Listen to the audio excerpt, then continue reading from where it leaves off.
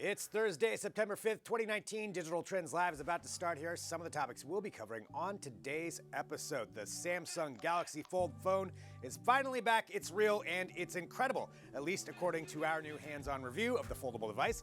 We'll walk you through some of the features, and Nintendo has announced that starting today, all Switch owners and Switch Online subscribers have access to 20 SNES classics. Well, you know some of the details. And we'll head to our New York studio where our own Jeremy Kaplan will be standing by with the Vice President of Global Product Marketing for Qualcomm, Don McGuire, to discuss the future of 5G.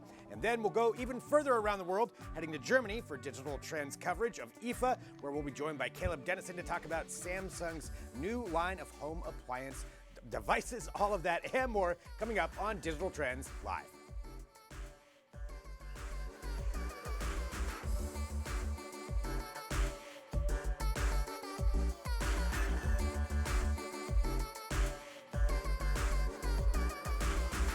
Devices is an incredibly challenging word to say, Adrian. Devices. Devices, yes.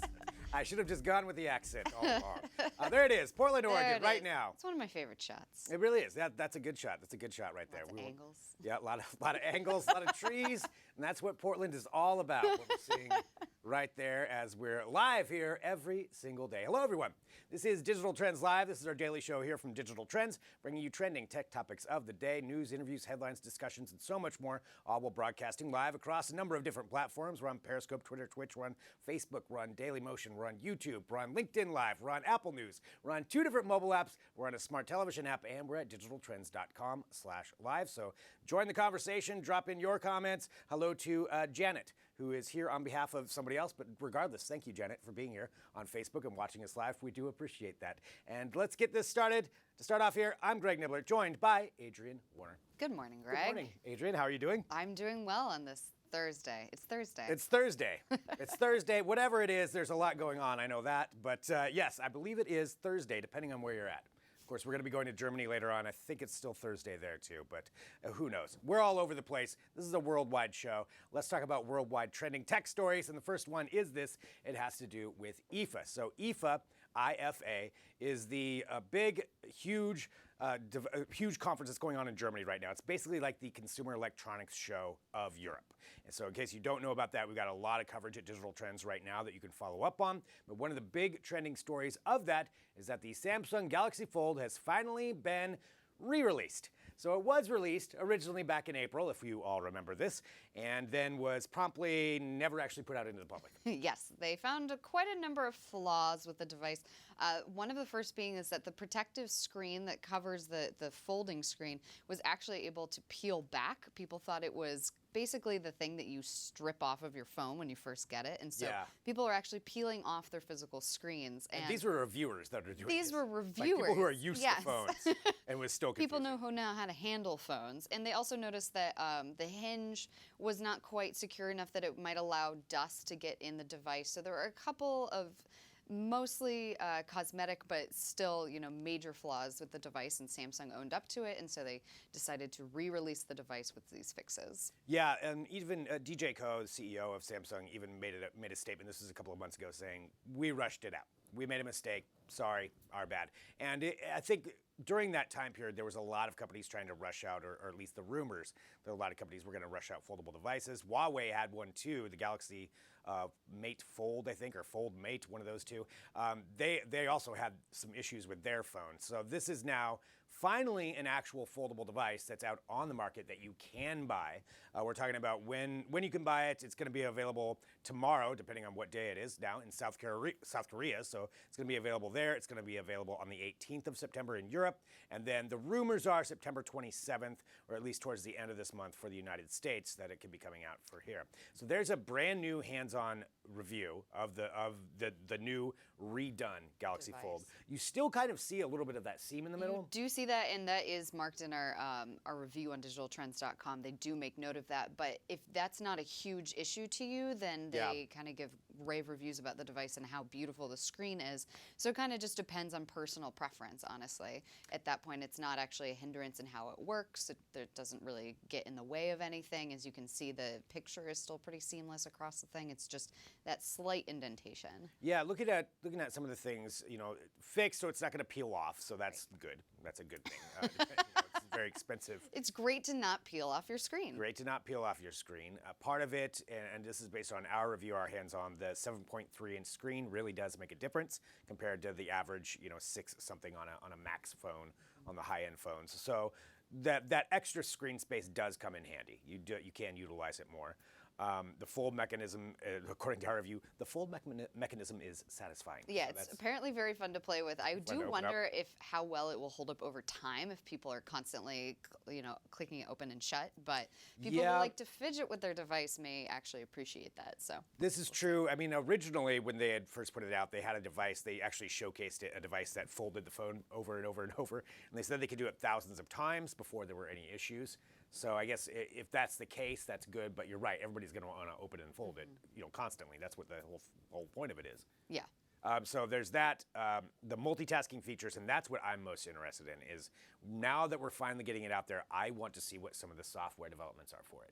I want to see what kinds of things you can use it for. We saw the demonstrations that Samsung had, but then that's really been about it. I feel like that would be really fun for developers too, to make software for this device and for other folding devices. See what you could do with multiple screens, what exactly productivity apps you could come up with. I think that would be a lot of fun. I think there's part of that. I mean, I think it would be really cool to see what they can do. There's also though the issue that this one is very expensive. I mean, it's $2,000.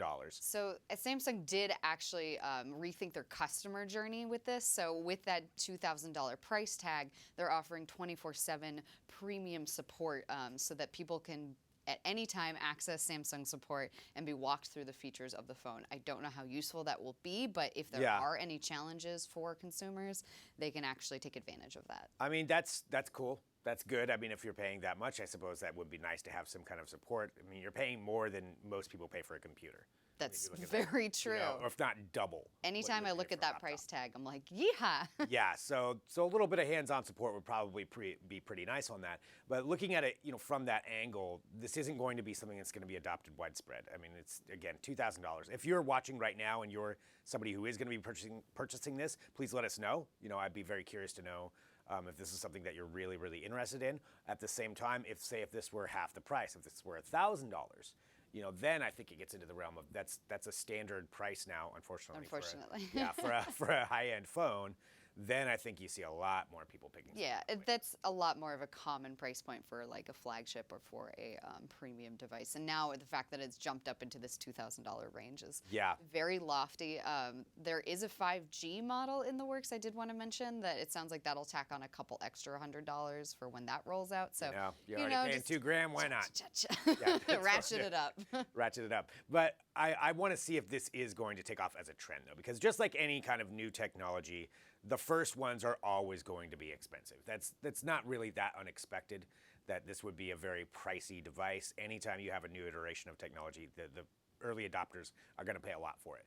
But if this really takes off, if the rumors are true that they're going to have an actual flippable, foldable phone, that's a possibility from what we've been seeing from some patents that maybe later this year, early next year, Samsung could have something like that, or other companies. LG may have one. I want the scroll one. The scroll one, the LG patent, so looks cool. really, really cool. That one looks great. I would love to see something like that. But I think depending on how this goes, now that it's out there, I feel like Samsung can move on.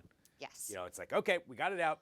Well, they can move on and they can improve on the first version, and they can come out with more and more features and refine it. Yeah. Essentially. Yep. And then now I think once this is out, other companies have certainly learned from some of their mistakes, because that's what happens when you're the first one out. You make the mistakes, and everybody else has to learn from what you've done. Apple. So that's I think Apple's going to be another year out. I think they're going to wait for a while and see. I think they're going to see how this rolls. Yeah. 2020, 2021, I think, is before you get an Apple foldable phone. It's definitely not going to be this year. I would bet money that it's not going to be this year. You're going to see an Apple foldable device. All right. Well, we'll see if anybody wants to take you up on that. Yeah, in 5 days I could be proven wrong. So I don't know. That's when their event is. But yeah, talking about this with the foldable phone, hopefully now we get to see other companies start taking some risks with that technology and seeing some other things. Yeah, see where that goes. Yeah, that's what I want to see. I want to see what else we get from it. But that's the news from IFA, and there's so much news from IFA that's happening right now. It's all happening live in Germany. Like I said, Caleb Dennison is going to be joining us here in a little bit, so he's going to be live from Germany talking about some Samsung devices, some smart home appliances. A lot of coverage going on at Digital Trends, so follow along with that. But let's get to our next segment right now, and that is Read 'em and Weep, where we take a look at some of the comments that come through across so many different platforms. Taking a look at some of the comments live. George says, made it for Read 'em and Weep. So Yay. George made it just in time Welcome, for Read 'em and Weep. George. Thank you, George. And whatever platform you're on, hello. Let's see, Sitchit on LinkedIn Live from Oslo, Norway. Thank you for joining us. That is That's great. so cool. Yeah, wherever you're at, thank you so much. And Tate on YouTube just confirmed, yes, it's still Thursday in Germany. I think it's about, because we're in Portland, Oregon, so we're on West Coast time right now. Yeah, it's only a couple hours ahead in Europe. Yeah, only slightly. Although my I believe favorite, it's like 8 hours. Yeah, around there, depending on the times. where you're at, exactly. But Yeah. one of my favorite sayings is, "It's always Friday somewhere." That is true. That is true. So somewhere, I don't know, maybe China. No, that's not true. China? Friday? No, it's not Today, Friday. maybe. But I mean, right now Yes. would be. Yeah, sure. It's always Friday somewhere. I'm going to go Adrian and Greg debate time. with that. It's 5. Well, I know that 5 o'clock somewhere. Right, always, but- exactly. All right, continuing on. We're going to get some Read 'em and Weep going here in just a minute. Let's go with this. So taking a look at some of the comments that are coming through across our platforms. We do appreciate everybody who's joining in. We do broadcast live every weekday at 9 a.m. Pacific, noon Eastern. There we go. Let's go for some Read 'em and Weep. Here we go. Olivier Faber. Regarding these driveway heaters will keep your pavement snow-free in the winter. Don't look at it as a long-term investment. Climate change will have your driveway snow and ice-free within 5 years.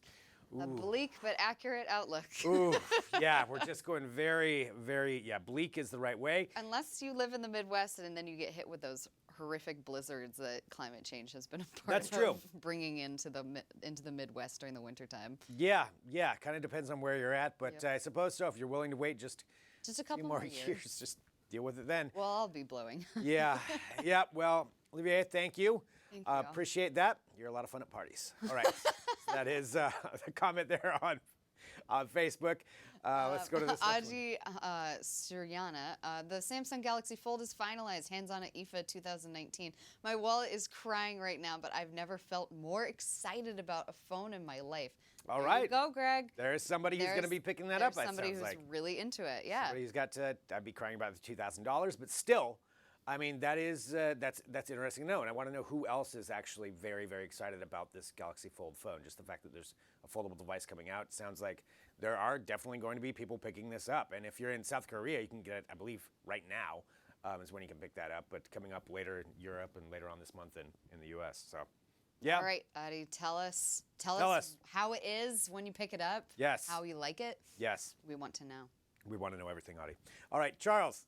Regarding finally a robot that uses AI to sort your recycling. This is a great use of AI. I spend way too much time processing my recycling. I don't mind having 2 bins, but the more free time, the more I can read digital trends.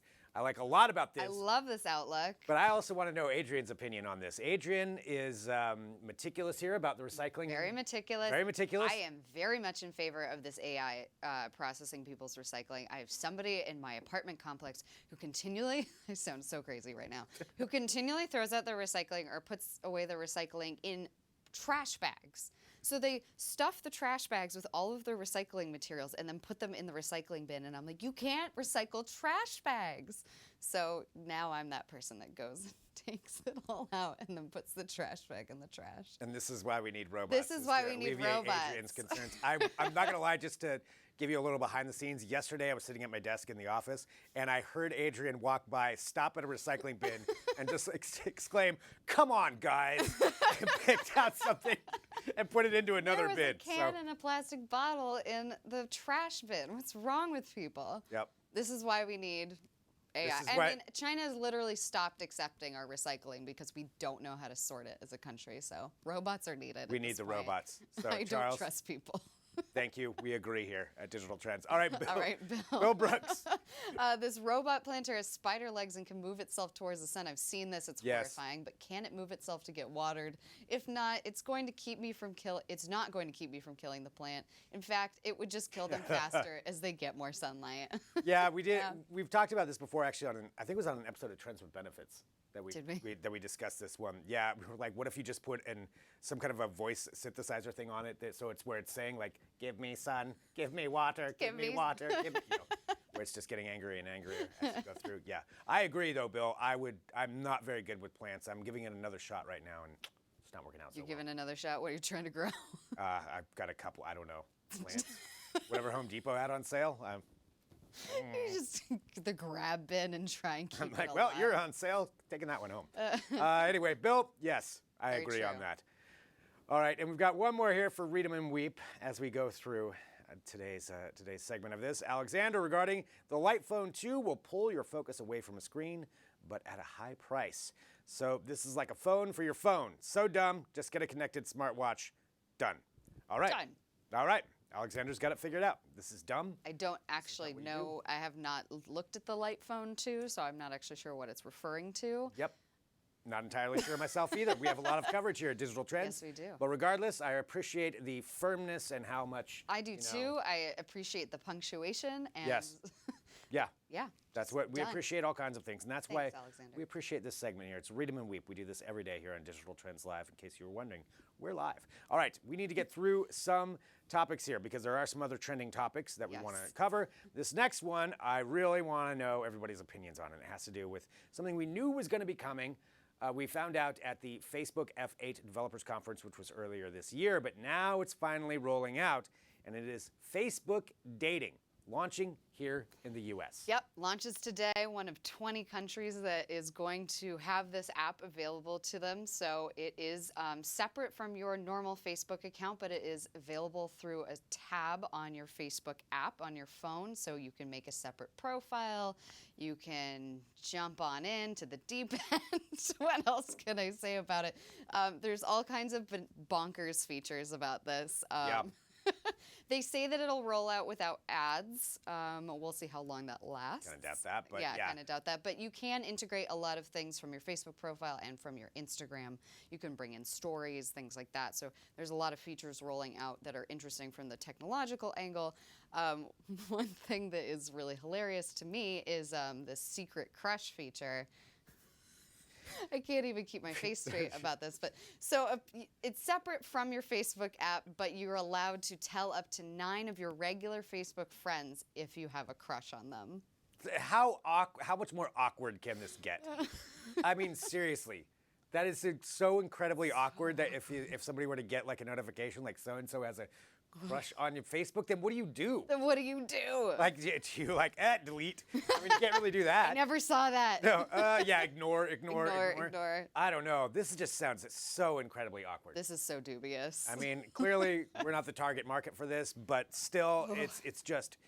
What do people think? Is this something that you feel, or maybe this would make you more comfortable? The fact that you'd already know somebody on there, and then you could just say. I feel like the fact that Facebook like has this had is so gonna- many privacy issues to add on another layer of conversation with people, Yeah. it really horrifies me. Yeah. Well, that's going to be rolling out, so you're going to be able to try that out. It'll be a separate tab. It's also bringing in some of your Instagram photos because they're going to be consistently cross-platform promotion with Instagram and Facebook. Like all that's going to be integrating a lot more. I do think that is a slightly cool feature because it's really annoying to upload the same photo to different platforms. So if you want to kind of have, your profile in multiple places and your Yeah. photos in multiple places, that makes sense to me. Yeah. Well, that's Everything else. Everything else, no. But that's what's coming out. So it's the Facebook dating rolling out now in the United States, and then it's going to roll out, I believe, to Europe after that. So it's going to be a worldwide phenomenon, if you will. Get cracking. And that's what's going on. So get ready for awkward crushes. All right. All right. A couple more topics. Moving on in other trending devices, Puma has announced that they are going to be releasing a smartwatch that's very sports-oriented.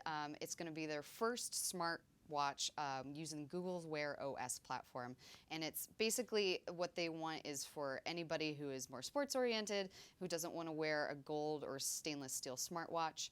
It will come with the Qualcomm 3100 chip inside and have a nice silicone strap. It looks really similar to the Fossil watch that we've actually loved on Digital Trends. It has kind of a nice sleek design, really, really geared towards people who are very fitness oriented. Yeah, I mean, I think normally if you just told me, Puma has a smartwatch, I probably wouldn't. I'm not a smartwatch wearer, so I haven't actually gotten one yet. But this one looks kind of cool. It does look. It really looks like a nice. regular watch, and I think that's what I like about it more than something that's boxy or bigger. Right. I like the ones that look more like an actual watch. Yeah, I've never been attracted to the Apple Watch design. I mean, it is very sleek for what it is, but like I don't want really a giant screen. I just kind of want something to tell me, a couple notifications or whatever my fitness levels are. Yeah, exactly. Something that is kind of a tangential to your phone. So this is another option for people who are looking for a smart device and maybe want something that's a little bit more slimmed down. Yeah, it does feel like we're seeing a lot more development when it comes to smartwatches. There's a rumor that Apple may actually come out with a Series 5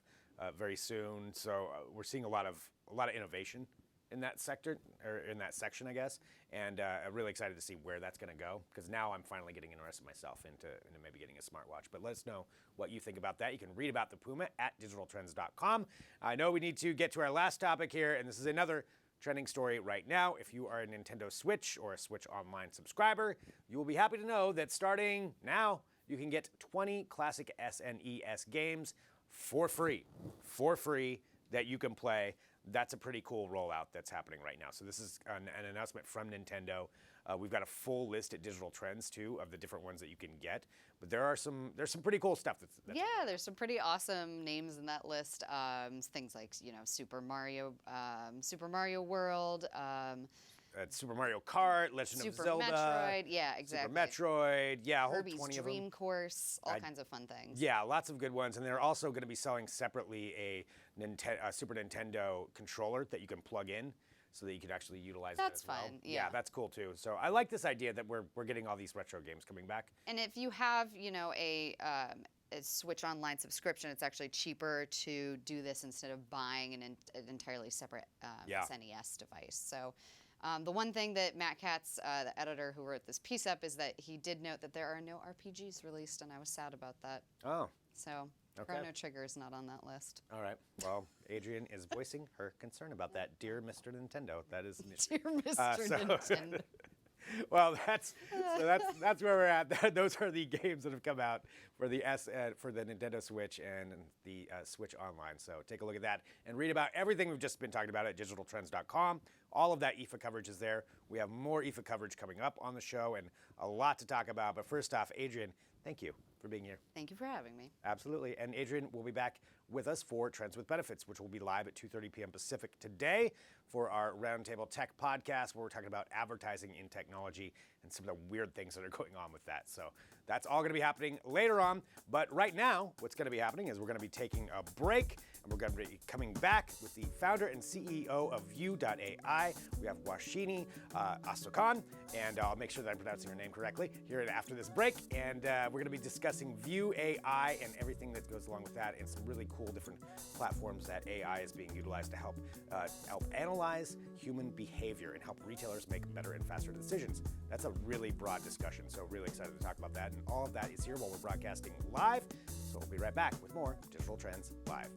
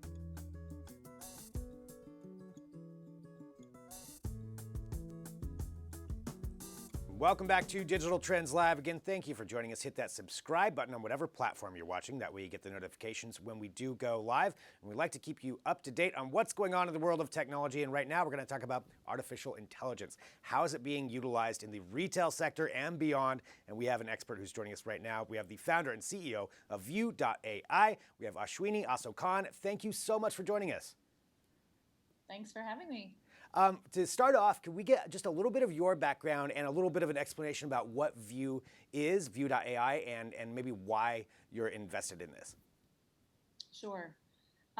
View.ai is basically, simply put, a set of artificial intelligence solutions for retail teams across the globe.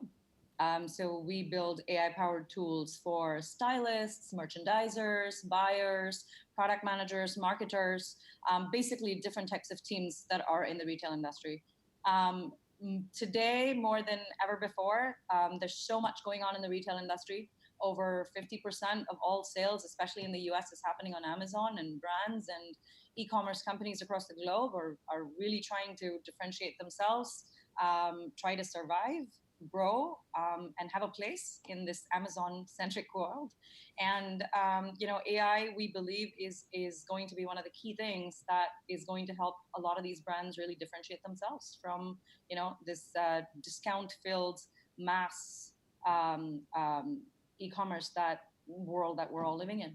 Right, we really do live in an Amazon world now. It's you have to kind of adapt to what it is. But talking about that, with AI, can we go through maybe some examples of what specifically brands are using AI for currently, and then we'll get into some of the future ramifications of it? Sure, absolutely. So, I can start with, right from the point when inventory comes into your warehouse, right? So brands across the globe have different types of catalogs. And today, most of that catalog management, believe it or not, is happening in Excel sheets. And as hard as it was really hard for us to believe that as well, right? So most companies today with AI can just upload their catalogs, upload their products, and with image recognition, you can automatically recognize, round sleeve, striped T-shirt, short sleeve, pink polka dotted dress, fit and flare party wear. So we've got AI that basically looks at the different types of clothing and creates data around it. Now, when a shopper goes online and goes and searches for something, how many times have you been on an e-commerce site and gone and searched for something and not found it, or found something completely irrelevant to what you searched for, right? The start to all of that is basically good data. And so with image recognition, we've now automated that entire process where you don't need people spending, just imagine people spending hours and hours and hours and millions of hours spent every year across multiple people, right? Yeah. Just on Excel sheets. And so that's one example. Another example is we have styling tools powered by AI for stylists and merchandisers and people that are curating collections. So, for example, we're at New York Fashion Week right now. Just imagine, you have a brand there that wants to put up something inspired by Rihanna's style on New York Fashion Week.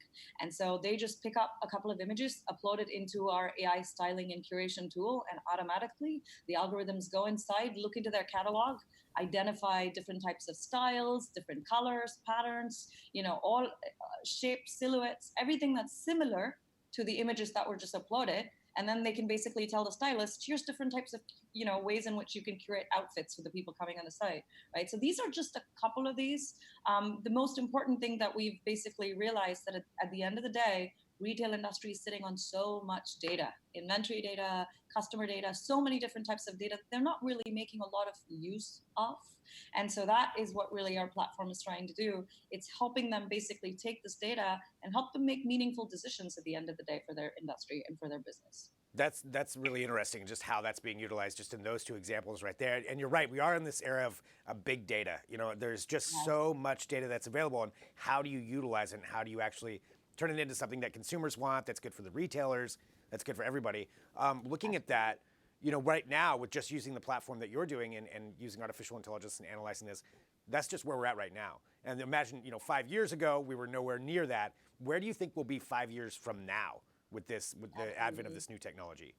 Yeah, and we're just starting to kind of scratch the surface on this particular piece of the puzzle. We just introduced this thing called the human model generator, and so we have AI that basically generates different types of images of human models.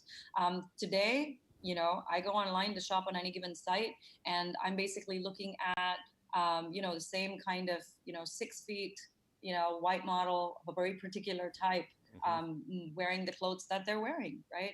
And so we're just starting to release a series of products that basically go, well, you know what? You should maybe have models in different skin tones, in different body types, in different, so it's a combination of, wearing different types of accessories, and no two people are the same. And when we say personalization, this is what we mean is the ability for each and every person to experience this whatever it is that I have to when I go to a particular app in a way that's relevant to me. And we're just at the beginning of this, right? So 5 years, you already have digital models. They're all over Instagram today, but they're largely playing kind of a marketing role more than anything else. And so the way we're looking at it, 5 years from now, you're going to have digital models on the runway. You're going to have digital models everywhere, right? And in a way, I mean, it's a lot less about replacing models or replacing human labor, and I think it's more about having representing a world that's more equitable, that's more like the people that actually go online and shop, that's more relevant. And I think it's coming.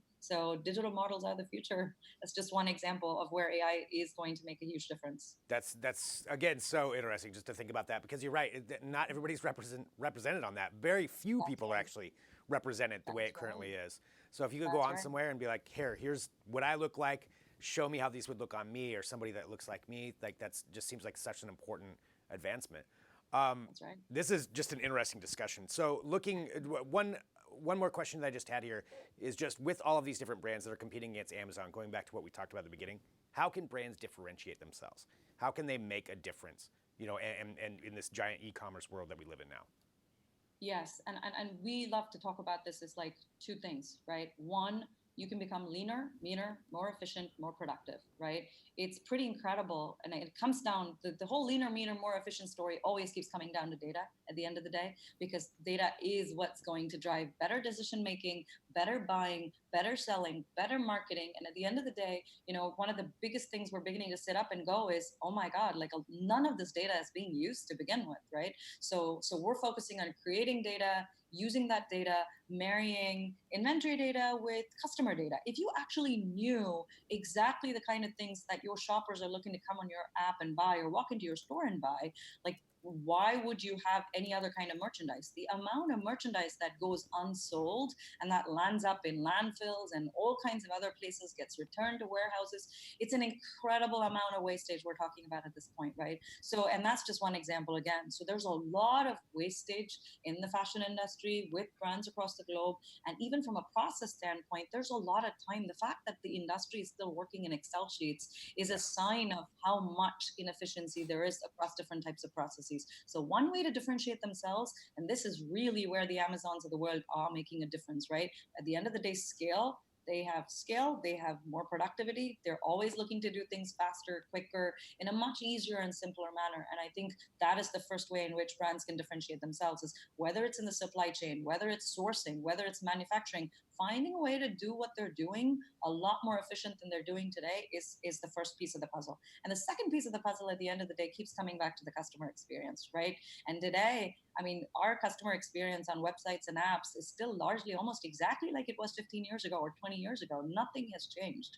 The fact that you get to scroll line after line after line after like items on a given app is pretty ridiculous that we're still there today. And so focusing on customer experiences and differentiating themselves in a very meaningful way and standing for something seems to be a huge kind of trend right now, whether it's focusing on sustainability, focusing on the resale market, the subscription box. There's all kinds of flavors of brands coming out in the market today, and at the end of the day, the ones who are going to win are going to be those that actually appeal to the customer with a very particular type of value proposition.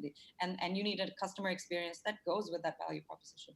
Well, really, really amazing information. Ashwini, I want to say thank you so much for joining us here on Digital Trends Live to talk about this. I feel like we could talk a long time about where this is going and how it's going to change, but appreciate you joining us. So Thank you for View.ai, is that. that the best place for people to go to? That's right, u.ai. All right. Thank you so much for being here on Digital Trends Live. Thanks for having me. Fascinating discussion right there, just about the future of AI and how it's going to change our experiences. All right, I know we need to get to a break because we're going to be heading to our New York studio. Felicia Miranda is going to be standing by for an unboxing of a special Gear 5 Xbox One. All that's going to be happening live. You can drop in your questions. Back here in a minute with more Digital Trends Live.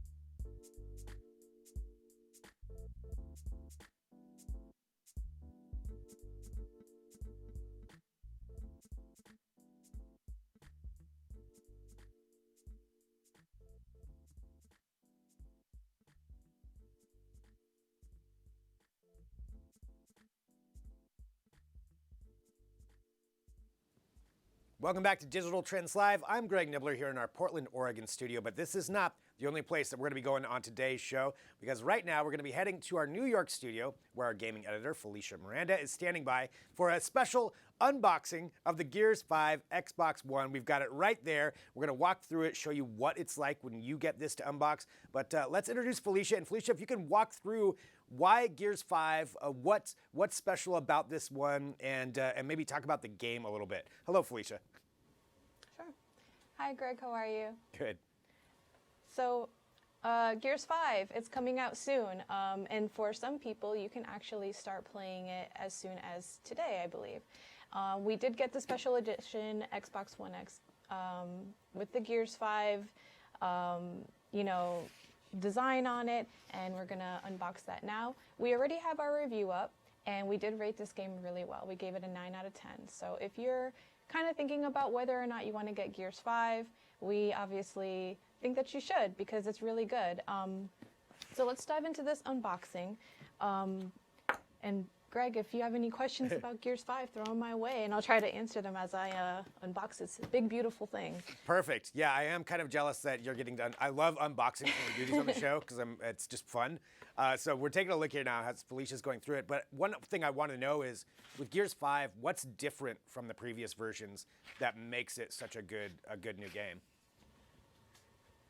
So Gears 5 actually does a few things that are pretty different. It has its first woman protagonist, Kate Diaz, and you follow her as she tries to figure out what her lineage is.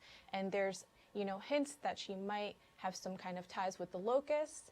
I'm not going to spoil anything for you here, but if you follow the Gears 5 franchise, then you'll be familiar. Locust is an enemy in Gears 5.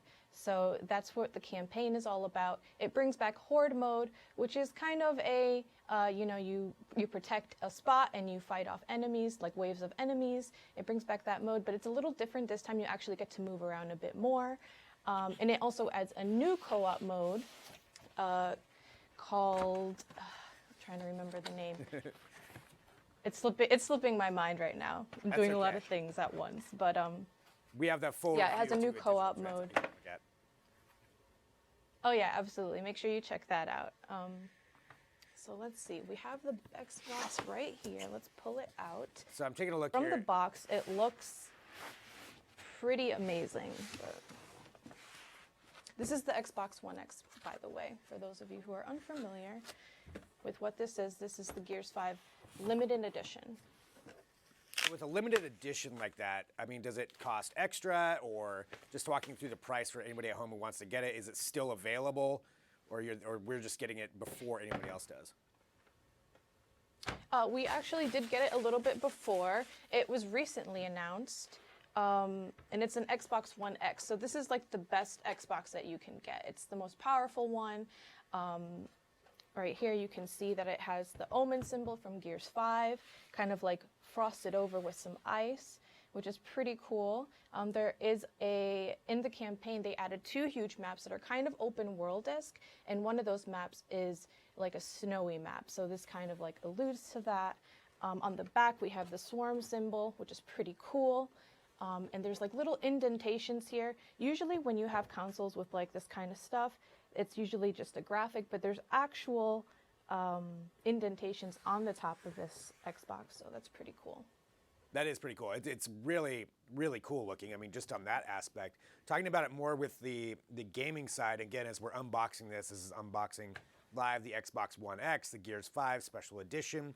We're taking a look at some of the gameplay right now, and that's what I wanted to kind of go into. Like, as far as the gameplay itself, for somebody who's played Gears 4, is it very similar? Is there anything different on that end? Have they changed up that part of it? It's still, your third-person cover shooter. It still has that really addictive, satisfying, gory aspect to it. There's the famous Chainsaw Lancer that makes a comeback in this game, and there's also the revival of Jack, which is this little robot drone, and you can actually take command of him, or a friend can take command of him, and he can help you, fight off enemies, retrieve items, all that fun stuff. Yeah, it's very Gears, but I think the biggest change in this one is that, the story is much more robust, and so is the maps that you explore. So they really went all out with this game. They really decided to take Gears to another level. So and again, we're looking at the unboxing. So it looks like, is the controller, the controller's changed up a little bit too. So as far as if you get a Gears 5 edition, I mean, clearly the console itself is definitely different. You've got the controller that's different. Anything else that stands out from it, from what you're unboxing right now? So it just has the Gears 5. It has the cog symbol on the front. It has the swarm symbol again on the back. The triggers are, blue colored, and along with the underneath the analog sticks. So that's pretty cool.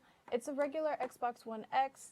I know this edition comes with a few things that is different from your standard Xbox One X, and that is, the game, and Xbox Live Gold. So if you get this Xbox, basically you have everything you need to jump right into the game starting today. It does come with the ultimate Xbox One Game Pass, which includes Gold and access to Game Pass, and Gears 5 is actually available on that, so you can pre-install it and get ready to jump in before everyone else. And when does it actually launch, Gears 5, that everybody gets to play it? So everyone gets to play it on September 10th, so that's coming up soon. But if you want to jump in early, you can. You just have to dish out a little bit of money. I suggest going with the Xbox Game Pass Ultimate. That way, you're paying a lot less. It's $2, I believe, if you've never signed up for it. That's the introductory rate. So, $2 versus $80. I think that's a great price. Yeah. So, yeah. Well, Felicia... And also make sure to check out... Go ahead. Sorry. Make sure you check out the gaming section on Digital Trends. We have a ton of Gears review. We have a review and we have guides. So make sure you check that out. Nice. Well, Felicia, thank you so much for unboxing. Always fun. for an unboxing thing to see what it's like with that. And like she said, check out the Gears 5 edition, the Gears 5 review right there at digitaltrends.com. Thanks, Felicia. And I know we're continuing on here with Digital Trends Live because we have so much to get to today that we've got to get all of this in. So there's a lot of fun stuff that we're talking about. We're broadcasting live. We're going to take a break because we're going to be heading back to New York. And so at our New York studio, we're going to have Jeremy Kaplan standing by with Don McGuire, the VP of Global Product Marketing for Qualcomm, to talk about 5G. Let's get into 5G. Let's talk about how it's actually going to work, how it's going to be rolling out, how it's going to affect our lives. We're going to cover a lot of that. Jeremy and Don are going to be talking about that. So that's our discussion next. We're broadcasting live. Drop in your comments and questions. Back here in a minute with more DT Live.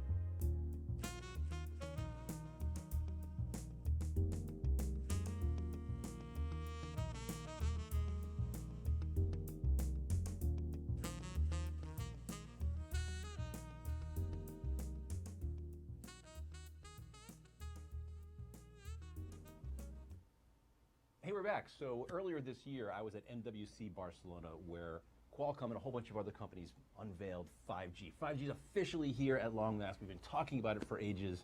What does it actually look like, and what's happened since then? So we want to talk a little bit more about this. Where else do we turn but the source? Don McGuire from Qualcomm, thank you very much for joining us. Thanks for having me, Jeremy. I don't know if I'm the source, but I'm a source. But I'm really happy to be here with you Qualcomm, guys. one of the biggest Qualcomm sources of 5G. definitely You are is the source. my friend. Absolutely, absolutely. So let's talk a little bit about where we've come. So 5G had its debut party, let's say, at MWC Barcelona. Right, exactly. I mean, a lot has happened since then. Yeah. So you're right. It's a good characterization to say that kind of 5G's coming out party was MWC Barcelona. But there has been a lot of progress made, and I think we announced at MWC with a bunch of partners. Over 20 operators are committed to building out and deploying 5G networks in 2019, and over 20 devices. And that was a really stark contrast. You know, Cristiano Amon, our president, mentioned in our press event that it's a stark contrast to 4G. In the first year of 4G, we had 4 devices and we had 3 OEMs, and primarily the U.S. and Korea.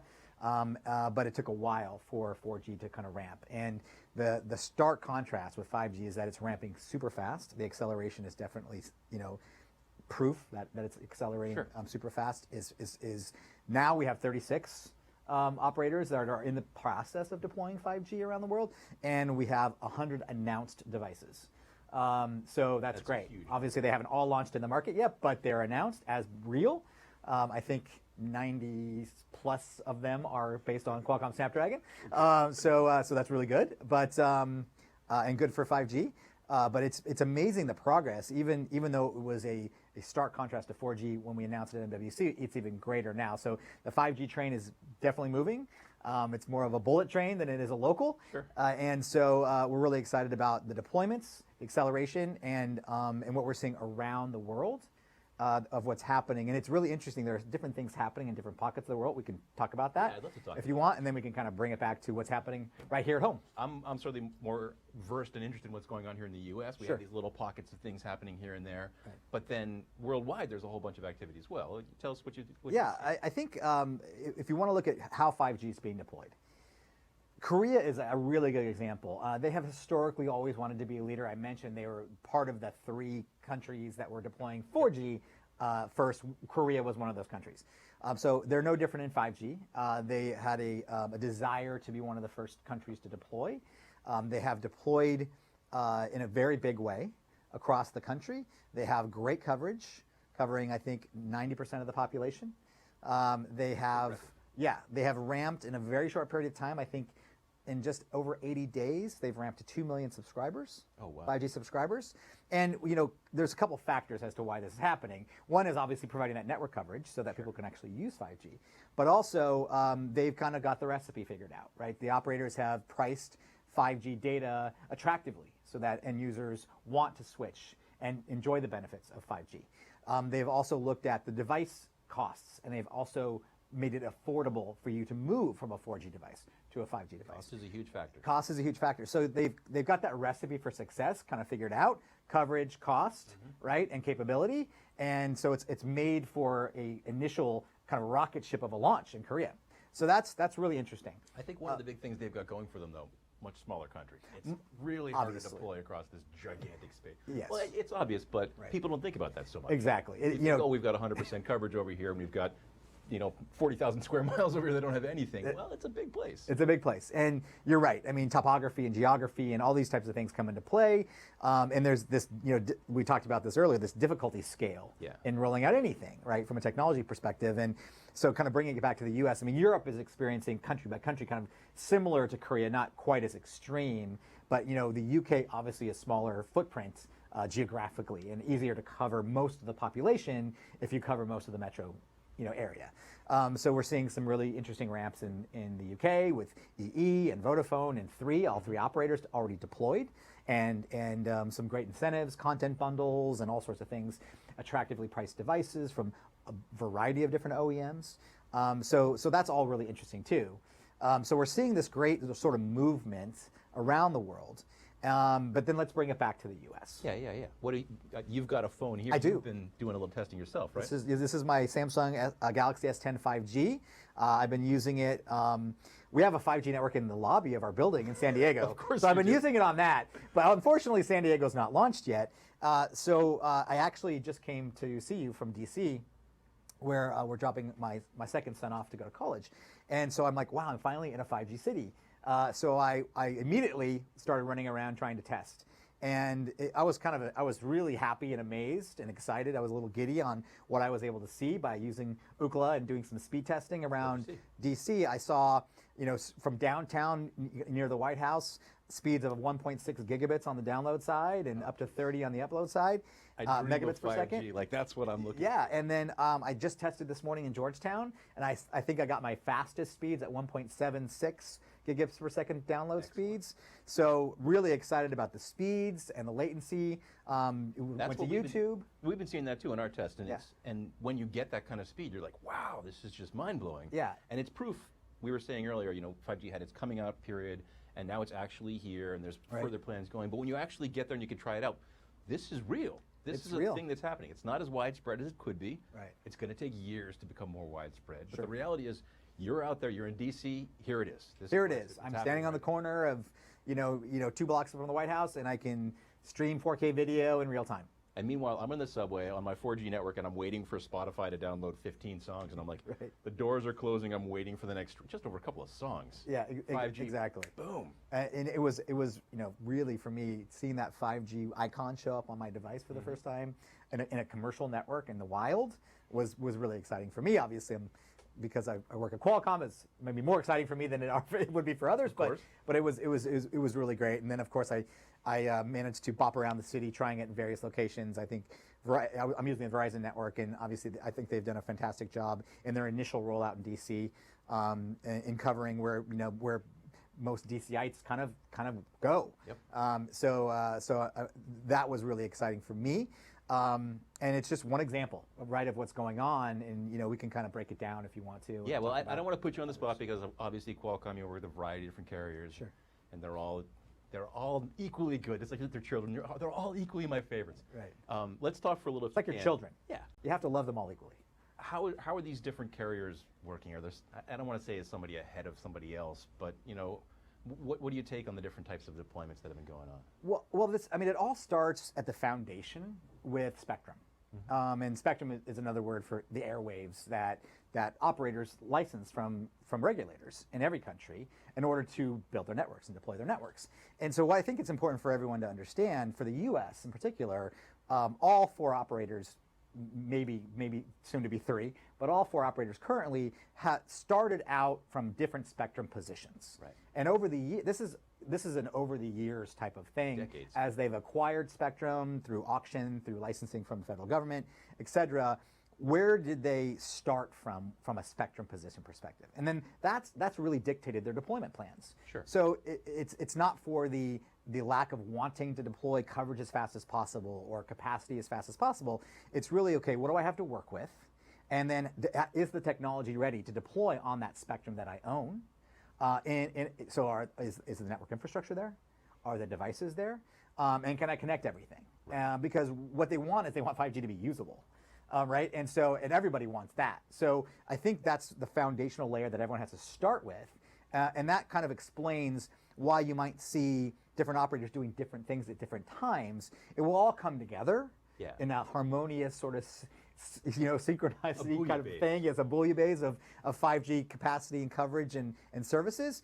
But everybody's starting from a little bit different place. And that's why we have millimeter wave over here and sub-6 spectrum over here. Different technologies, but based on the historical legacy of the billions of dollars spent getting. Exactly. And all to spec, to the standard, to 5G NR, to release 15. So it's all 5G. So one more question if I could. So, and I think it's an important point.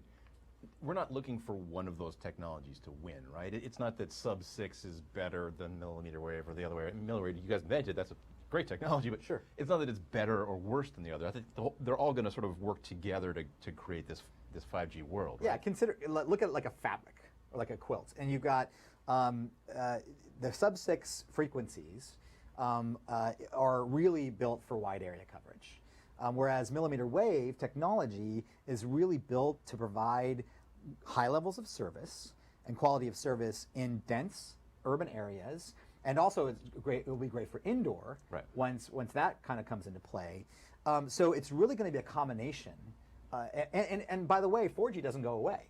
Right. So if you look at it from like building a layer cake perspective, or maybe it's something that starts out broad and then gets narrow. At the top, maybe it's more of a funnel. Is your broadest coverage today is 4G coverage, right? Because it's had 10 years to deploy itself. And then you move a little bit kind of inside that sphere, and you've got the sub-6 deployments. And then you move even further in, and you've got the millimeter wave deployments. All will have to work harmoniously as the network gets built out over the next several years, and ubiquitous 5G coverage appears across the United States and blankets it.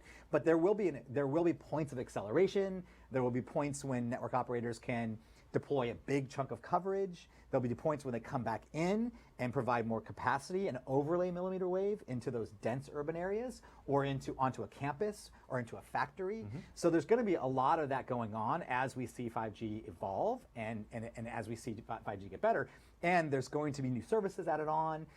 There's technology implementation like dynamic spectrum sharing, which is going to allow for the refarming of 4G spectrum to be used for either 4G or 5G. Which should just accelerate the 5G. That'll accelerate the deployments.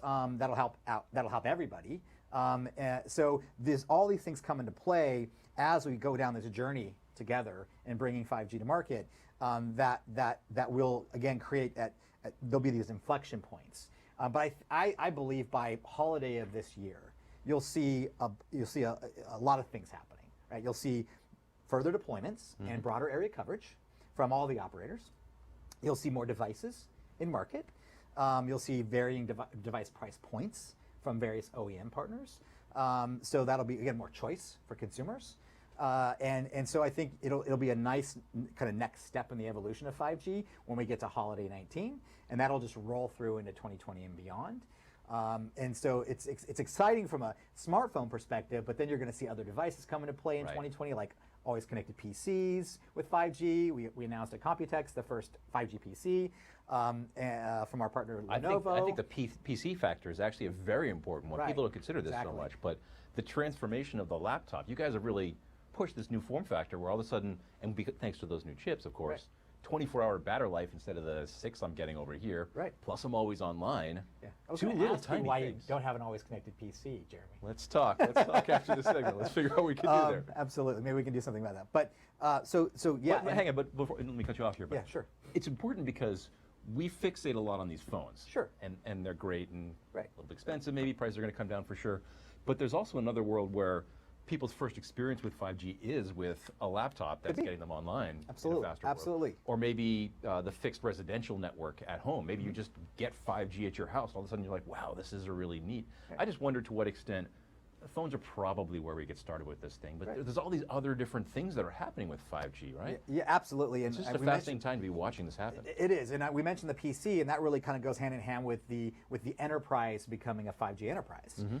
Whether it's replacing Wi-Fi installations with millimeter wave installations on campuses, more secure, more private. Large organizations can actually manage their devices in a secure way, know where they are from a presence perspective, no matter where they are on the network, off the network. And so all those things are going to expand the categories that 5G will permeate. It will expand the use cases, obviously, and then it'll kind of be like, if the smartphone was sort of the center of the 5G universe today, there's going to be these concentric circles that come out, and it's going to affect the car. Right, it's going to affect the PC, the car, the enterprise, the factory, the hospital. You mentioned home with either a hub or something like that. So some of that is near term, some of that is midterm, and some of that will be longer term. And there's several releases that come out with the standard in every G. Right, and right now we're on release 15 of the 5G standard, and we're moving to 16 and 17. What's the timeline for that? I think you'll see there's been already some release 16 standardization that has been approved by the standards body, and I think you'll see those services, those release 16 services, come in late 2020 and early 2021. But does that impact the devices that you bought today? No, I mean the one important thing to know about 5G, from our perspective, is you have to know where you're coming from to know where you're going, and you have to be able to go back and forth. Yeah. So backward compatibility, to be able to move between network configuration, is super important. That's why we spend so much time developing our solutions. It's not just about the chip, it's about the modem and the antenna, right? It's this full system-based solution that is required for actually the ultimate 5G experience to be delivered through any device, by the way. It's not just phones. So, which is why it's not well understood. A lot of people are out there talking about chips. A lot of people are out there just talking about modems only. And there's a lot of, quite frankly, FUD out there about what's real and what's fiction. But we're happy to be on the real end of things, and we're also happy that our inventors, our engineers, have created this system-level solution that's then allowing our partners, like OEMs that make devices of all shapes and form factors, to deliver really compelling 5G user experiences in partnership with our operator partners who are building these great networks and spending the capital to actually bring these networks to life. So it's an exciting time. Don, I could talk to you for hours. This is fascinating. Well, I'm happy to come back. Unfortunately, we don't have the time for this. But yeah, please come back. Sure. And we need to talk about this always-on laptop that I don't have right over here. Happy to do that too. We're going to have that conversation. And while we do, please watch these messages. We'll be back with more tech in just a few minutes.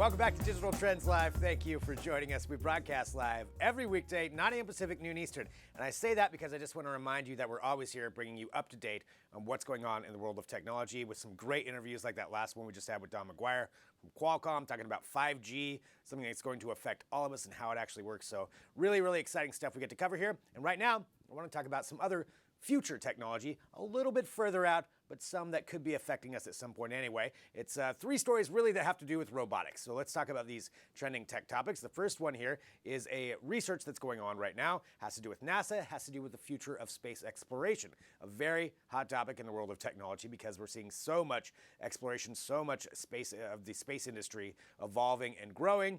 But talking about going to other planets, which is in the goal for a lot of organizations to get to Mars, you have SpaceX, but space exploration is a huge part of that. And we know that NASA is going to be going to Europa, but part of that is how do we explore those planets? We can't send people everywhere. We send, like the rovers that we have on Mars. But there's another way we can do that with really tiny robots. And this is one of the ideas that's being explored right now with essentially robots that are the size of fruit flies.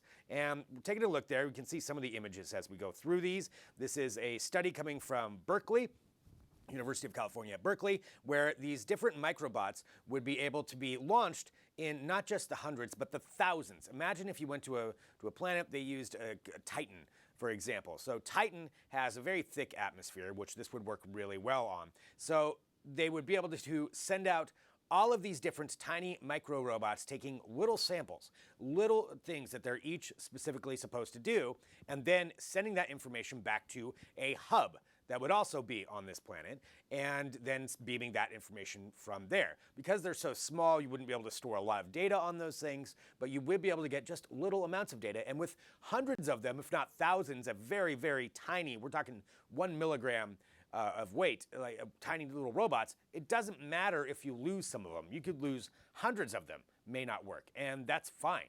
If they crash, if something goes wrong with them, you still have plenty of replacements. And that's one idea that they're looking at right now as far as how to make that space exploration, make those possibilities a little bit more of a reality. And utilizing microbots, as they're called, would be a really great way to do that. So that's a study that's out right now. And again, that's coming from Berkeley. These are some different developments that they have. There's still a lot to figure out. The powering side of things is one of the big issues, but they're definitely working on that. So pretty cool study, pretty cool part of what's going on with that. So maybe explore a little bit more of our solar system and even beyond that. And a couple other things. So we're talking about robots right now. We're talking about robotics, I guess, in general. And let's talk about the more human side, the more human aspects of what some things could be utilized for.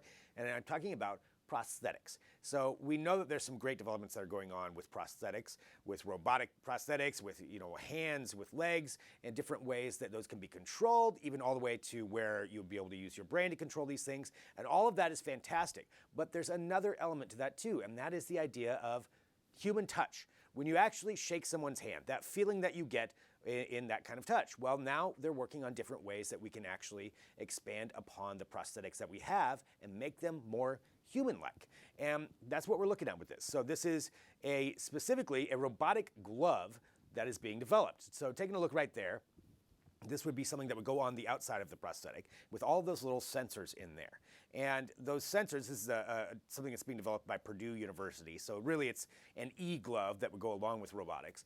And all of those different sensors can produce different experiences. So you can wear it over a prosthetic. It can provide, in their words, human-like softness, warmth, appearance, sensory perception. You could have the ability to sense pressure, temperature, hydration. So it works for both sides. So it works for both the person wearing the prosthetic and the person interacting with the prosthetic. So with this, it can feed all of that highly sensitive information to the person wearing it so that they would understand, okay, this is hot. It sends that. I mean, how would you know if you didn't have something that could actually do that? The pressure, hydration, that's another huge thing. So, and part of it would work with a smartwatch that would go in conjunction with this. So anytime it feels that, they can look at their watch, they can get an idea of what's going on. Really, it's a very, very cool concept to go along with this. And it's an exciting part of technology to be seeing all of these advancements, especially with biomedical technology and how we're making people's lives better. And that's a really, really great advancement and something that we may not think about that would be very important to know. as we see these things progress. And again, this is a study coming from Purdue University. So the glove itself, they said, is a novel concept. This is their quote: soft packaged sensor instrumented e-glove built on a commercial nitrile glove, allowing it to seamlessly fit on arbitrary hand shapes. So it'd be something that you could adapt to whatever the prosthetic is. And you can imagine you could expand certainly beyond just a hand, and whatever other things this could be utilized for too. So this is a really cool project that's being worked on. That's Purdue University that's working on that. You can read more about it at digitaltrends.com. All right, the last one we want to talk about here, again, and just kind of bring you up to date on some trending stories in robotics, and then we have a fantastic interview that we're going to be going to next. This is something that's a little bit weird, a little unnerving to look at first, but there's an explanation for it, and there's a reason why it's happening. And I'm talking about a robotic puppet master. Yes, a robotic puppet master, not for humans, but for puppets. So this is a study that's going on. It's to see how dexterous you can make a robot, how much you can teach it to interact with the environment around it. And there's some further implications of this beyond the video and beyond what we're looking at right now, but I'll explain that here in a minute. So this is from a group of researchers at ETH Zurich. So ETH Zurich is trying to create a robot that can accurately mimic a puppet master, utilizing a marionette. Now, if you really think about utilizing that, and you all know what a marionette is, and the puppet master, where they're all of those different strings that they're utilizing, that's a very complex task.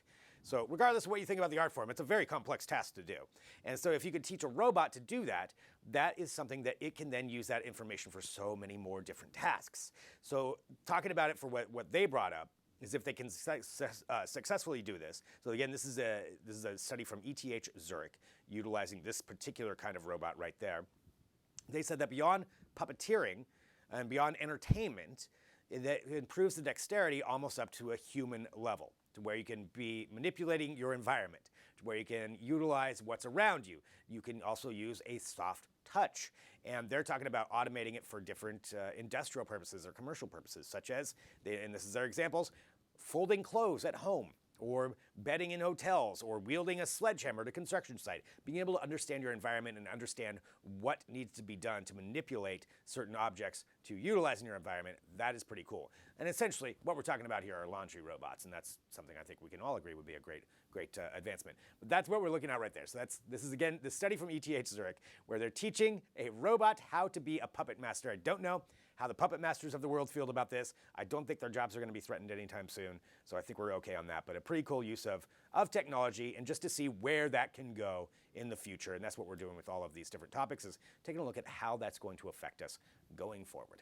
All right, let's continue on with Digital Trends Live. And I want to thank everybody who joins us here, wherever you're finding us. We always appreciate everybody being a part of this show, and we always love talking about how technology is being utilized, but how the workplace is adapting to technology and how things are changing, because that's important. We're always changing, and we're going to be talking about a lot of that and so much more right now. Joining us, we have the president and CEO of IBEX IT Business Experts, LLC. It is Tracy Grace. Hello, Tracy. Thanks so much for being here. Hi there. How are you today? Doing great. Really excited to have you here on the show. And to give everybody the basic level here, so we're all on the same page, can we get a little bit of your history and what IBEX is, and then go forward and talk about some of these different industry trends? Sure. So my name is Tracy Grace. I'm president and CEO of IBEX IT Business Experts. We're based in Sandy Springs, Georgia, and we've been in business for about 7 years. We started off in health IT and really had the opportunity to grow into different markets, including training is a big part of what we do, from execution of training to supporting training within the federal government, as well as healthcare organizations and university systems. A big part of what we do is federal government contracting. So we do anything from business process improvement services for places like the Defense Threat Reduction Agency, to training and certification services for NASA, to technical engagements and IT SharePoint services for the CDC. Wow, that is that's a lot of diverse and complex different organizations just in that alone to try to figure out. That's incredible. And speaking of that, I know we wanted to talk a little bit about just the marketplace and the changing ways that companies need to be more diverse, need to be more inclusive, and some of the ways that that's happening. And can we talk just a little bit about where we're at right now when it comes to that? Sure. Well, what's interesting is as I started developing strength within the IT industry and started joining organizations, two of the key organizations I joined were WeBank and NMSDC. Both are responsible for certifying organizations as women and minority-owned small businesses. Well, as I got certified, I started to use those places as networks in order to really meet people and understand better how to do business. So, as a component of that, I had a meeting with the University of Pittsburgh Medical Center, and we talked about the fact that they were really growing their diverse supply chain and they needed a platform that they could utilize to manage their diverse supply chain. So, based on that effort, we were able to develop a supplier diversity vendor management system called Certifiably Diverse to help them with that effort. So, as a part of that, I ended up taking a very long journey and really understanding the importance of diverse suppliers within supply chains.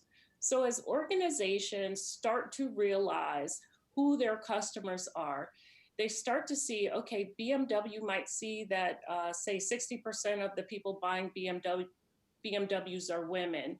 So as they start to look at that, then they start to say, well, who is supplying us with the seats in our BMW or with our windshield wipers, just to give you a for instance.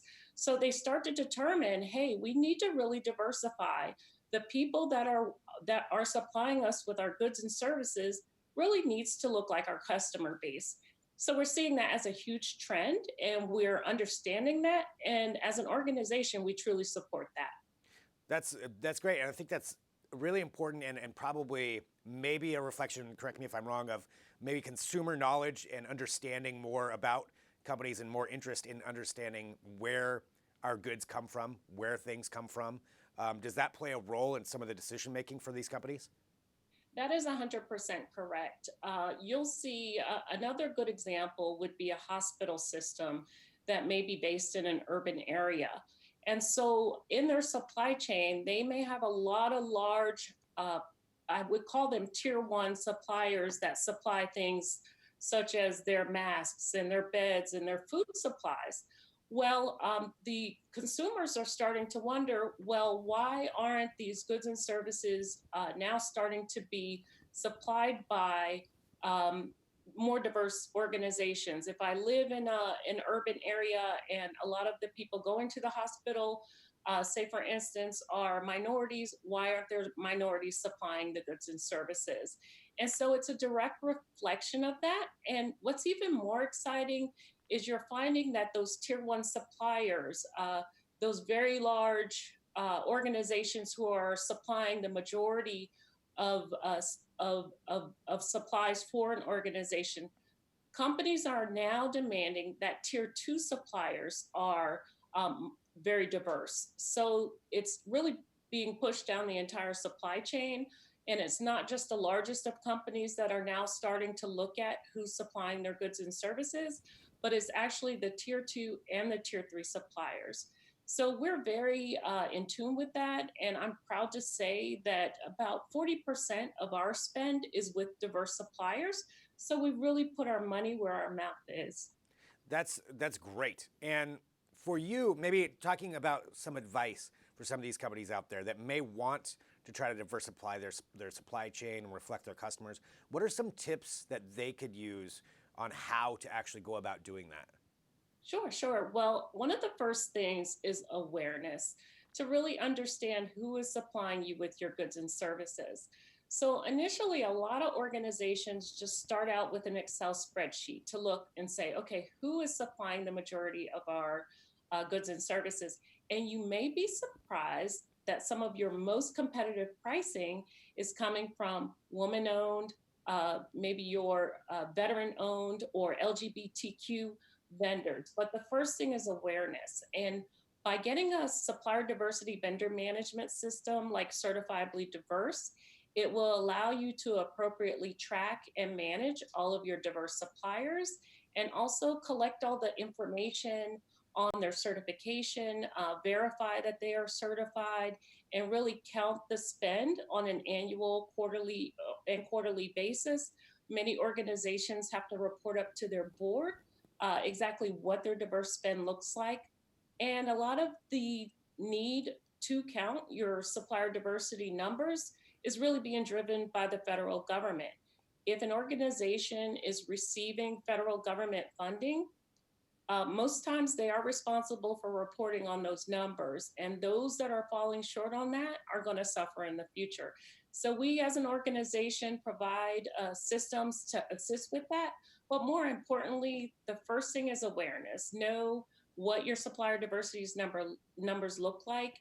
Talk to your managers about it, the people responsible for spending. And I really advocate make it a part of the annual goal. If you're trying to make 10% of your spend diverse suppliers, incorporate that into your manager's annual plan. And I tell you, you'll start to see the numbers shift and you'll feel good about it because that means that you're not only supporting your organization and your customer base, but also your community. Looking at it from the community standpoint, on the other end, with the suppliers themselves, some of these, say a smaller business or a business that would fall into this category that would qualify as a diverse supplier, what's some advice for them to make sure they're getting noticed and that they're being considered for these kinds of spends? Well, what's funny is a lot of small businesses don't understand or don't know that it's even an initiative for some organizations. So I would tell small businesses to take a look, Google, and find out whether you're a woman. So the major diversity categories are woman-owned, minority-owned, LGBTQ, veteran-owned, and disability-owned. So I would say Google one of those categories if you fit in them. Find one of the organizations that provides the certification and then utilize that as a platform to network. There are other people who look like you, who have companies similar to yours that you can network with, that you can team up with and partner with to find opportunities. The strength of those organizations is not only giving you access to corporations that are interested in this, but even more so, it's about collaborating with other companies that have opportunities that may be able to utilize your goods and services. And if you can team up, then when you approach an opportunity, you have a lot more strength and you can also learn from your peers by really providing a little bit more capacity. Larger companies require that small businesses be able to have the capacity to provide the necessary services that they're expecting at great service levels. So sometimes teaming up is the best way to accomplish that. Tracy, we really appreciate your advice on this. I mean, that's some great advice that you just gave to a lot of different people on a lot of different ends. I'm sure that's what you do on a daily basis. But for everybody out there who wants to learn more about IBEX and take advantage of what you do, what's the best way for them to get involved with your company? I would say go to ibexexperts.com.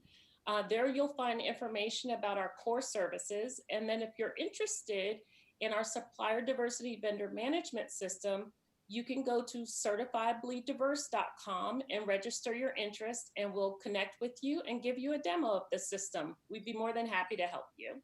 Great. Well, Tracy, thank you so much for being here on Digital Trends Live. Really appreciate the advice and the insight into the industry, and thanks for being a part of the show today. Well, thank you so much for the invitation. I really enjoyed it, and I hope you have a great weekend. You too. All right, there we go. Tracy Grace talking about IBEX IT business experts and everything that they're doing, and really, really interesting stuff, talking about diversifying your supply chain and how important that is. Here's what's going on, though. We're still broadcasting live. We still have more coming up. What we're going to be doing right now is taking a quick break because we're going to be setting up a live chat in Germany where we're going to be going to Caleb Dennison at IFA. I understand he's going to be talking about some Samsung smart home appliances. So let's take a quick break. We'll get Caleb on, and we'll continue on here with Digital Trends Live.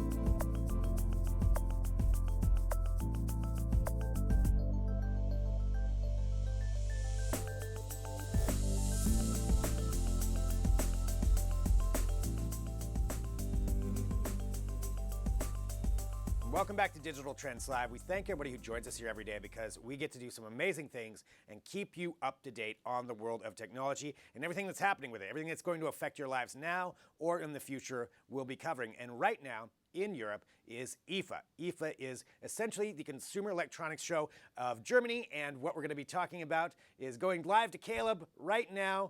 Caleb is going to be joining us from there. And Caleb, I know it's open to everybody soon, but right now it's press only, right? Yeah, that's right, Greg. IFA 2019 is just getting started. We're at Samsung's booth right now, where they made a slew of announcements. And although I usually come to these shows expecting to hear a lot about televisions, we're not really hearing much about TVs this time. This year, it seems to be all about the home appliances in particular for Samsung. They really leaned in hard on that. You know, they already make fridges and stoves and microwaves and washers and dryers, but they're moving into a very, well, I would say, home decor sensitive and centric design philosophy, which is resulting in some pretty crazy products. And I want to start with what's over to my right, your left here. This is an envisioning of the more modern kitchen. And behind the gentleman on the right here is the bespoke fridge. This is something, I've never seen anything quite like it before. It is really not just any old fridge. So we'll spin around over here. The idea behind the bespoke fridge is that it's modular. It is a flush mount. It's meant to kind of disappear into the room and not look like a fridge, but be part of the decor. You can see here there are a number of different color options that you can go with. Now, once this comes to the US, those color options will be customized for the US. This is the European color palette as it stands now, and this again is just an announcement of this thing. We're gonna see this sort of fluctuate and flesh itself out as time goes. The idea though is that you build it the way you want it. So you can start with one module, very traditional, a little bit slimmer than you might be used to, where you have a refrigerator on the top and a freezer on the bottom. You can actually double that up. Split up the doors any way you like. You could actually have 4 compartments, top and bottom, and then one large compartment over to the right. Build it however you want, but the key thing here is that it's a flush mount, and as such, Samsung has built a mechanism for the hinges that allow it to open 90 degrees without hitting anything else. So this is going to be able to fit in very tight spaces and flush against all the cabinetry if that's how you're designing your kitchen. Here's some concept ideas for that fridge. Again, completely modular, all kinds of crazy colors. You can build it however you want it. The idea of a bespoke fridge, completely new. Here's another thing that we haven't seen a whole lot of before. I want to talk to you about the Samsung air dryer. The idea here is to pretty much take your dry cleaner out of the picture. Inside here we have air hangers, and then we also have a very high velocity air and steam system, which is going to not just remove the dust and the soil from your clothes, it's also going to sanitize them. So it'll remove any viruses or any odors that exist with your clothing, completely take those out. And as a part of the process, it's sort of loosening them up, getting all the wrinkles out. So the idea is you shove your clothing in here, press go, it does the process, and everything is clean right at your own home. You don't have to take it to the dry cleaner, leave it there for a while, have them use all those nasty chemicals, and then pick them up later. There's also the plastic waste and all those hangers that you don't want to deal with. It's a very clever idea for today's modern high-end home. Speaking of cleanliness, that brings me to the last product that we have to show you in this particular area of Samsung's booth, and that would be an all-new air purifier. Now, the big problem right now with most air purifiers, as anybody who owns one right now knows, is that they are both loud and they also move a lot of air. Sometimes you don't want to add a fan to your room. What Samsung has done here is created an all-new kind of air purifier that is whisper quiet and moves almost no air. You're not going to feel it, but it removes almost all of the impurities out of your home. This is the sort of leap in a rather basic technology that's gone passed over for years and years and years and years. It's something that we very much need, but hasn't seen much advancement. Now we're seeing something that is truly revolutionary in something as simple as an air purifier. And that's not all. Samsung has a brand new super powerful wireless vacuum that they say can clean an entire home on one charge and has absolutely massive amounts of suction power. That looked very cool. Samsung is just really leaning hard into the home appliance neighborhood, and I know that they're going to have even more later this year when CES comes around. But first, we got to get through IFA 2019. This is just one manufacturer, one booth. We're going to see a ton of new tech coming out at this show over the next few days, and we're going to bring it all to you right here through Digital Trends Live. Greg, back to you.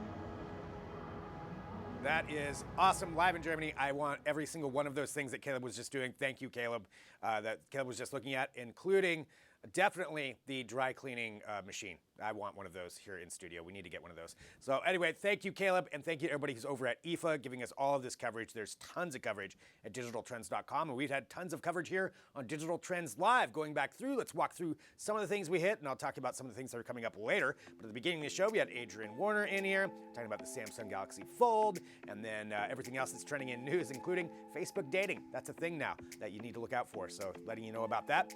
We then, continuing through the show, let's see, we had Ashwini Asokhan, founder and CEO of View.ai, talking about how AI is changing that retail experience, how the retail industry is adopting AI to change your buying experience. And speaking of that, coming up later today at 2:30 p.m. Pacific, 5:30 Eastern, we'll have our live Roundtable Tech podcast, Trends with Benefits, where we're talking about advertising and technology. So it falls right into that vein about where we're at right now, kind of the history of it, and then where we're going in the future. It's going to be a lot of fun, Trends with Benefits, as you can see. All right, and then we also had Felicia Miranda, who joined us, our video game editor, to talk about the Xbox One X and the 5 Gears edition. We had that live unboxing. Always fun to do that stuff. And we had Jeremy Kaplan with Don McGuire from Qualcomm talking about 5G. Really expansive, great discussion about that, about how 5G is going to change our lives, how it's actually going to work. You can check that out again. I'm sure we'll have that back up later, but you can always rewind this show and watch it as well. Tracy Grace from IBEX IT Business Experts, talking about diversity in your supply chain from both the consumer standpoint and the business standpoint. Really interesting discussion for that. As always, lots of interesting discussions here on Digital Trends. And tomorrow on the show, we have the debut of a new segment with Ciara Pressler. You've seen her on this show before. She's great. It's a new segment. It's going to be called Work Life. It's talking about that work and life balance. How do we figure it out? A lot of us have trouble with that, and she's going to be walking through every other week some different segments with that. We'll talk more about that tomorrow, but she'll be joining us here live on the show. And we'll be live at 9 a.m. Pacific, noon Eastern, tomorrow on Friday. Thank you, everybody who joins us. Hit that subscribe button. We love talking to you, love the interactivity of this show. You're a part of the show. We're all learning at the same time. That's why it's so much fun. Thanks for joining us. We'll be back tomorrow with more Digital Trends Live.